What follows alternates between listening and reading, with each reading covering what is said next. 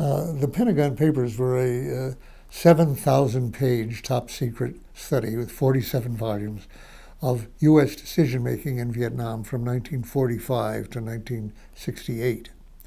And they were done as a top-secret study by Secretary of Defense Robert McNamara, who was aware by that time, 1967, that our efforts had been, at best, a failure. I would say, more realistically, a crime, a criminal failure, aggressive war, really, but a failure. And he wanted future people in the government to be able to learn from failure, possibly. It was an unusual point of view for an official to take the chance of putting on paper these, or preserving records that so clearly showed crimes, lies, deceptions, and failures, false predictions, a terrible record of decision-making.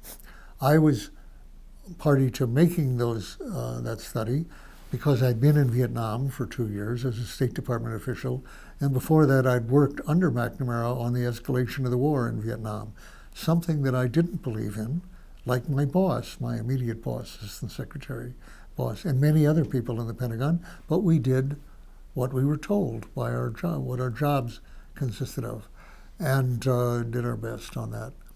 So then I volunteered to go to Vietnam, where I'd been for 2 years. So I worked on this study for, in particular, the fall of 1967, but I was reading all of it in 68 and 69 for a study at the Rand Corporation when I returned from Vietnam.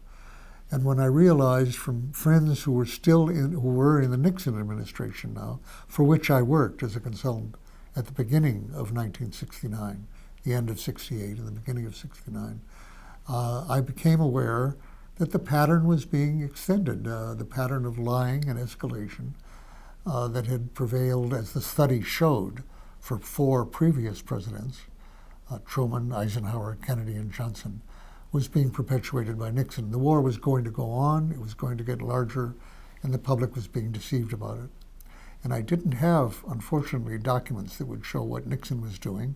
I was told that orally by people at a high level in it. But I did have documents on the pattern of 4 previous presidents, and I hoped that would lead people to question what was going on now and rise to oppose it.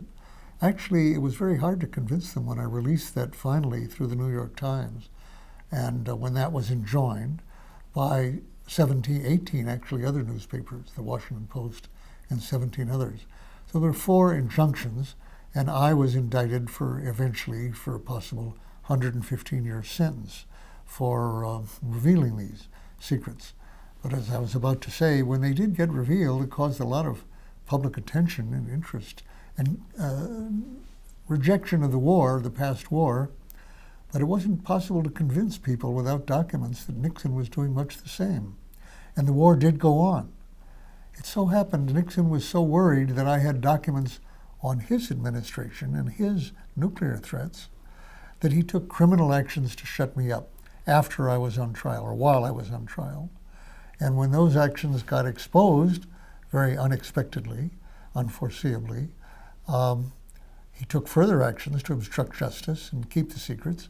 And ultimately, he was faced with indictment, impeachment, possible prosecution, and he had to resign.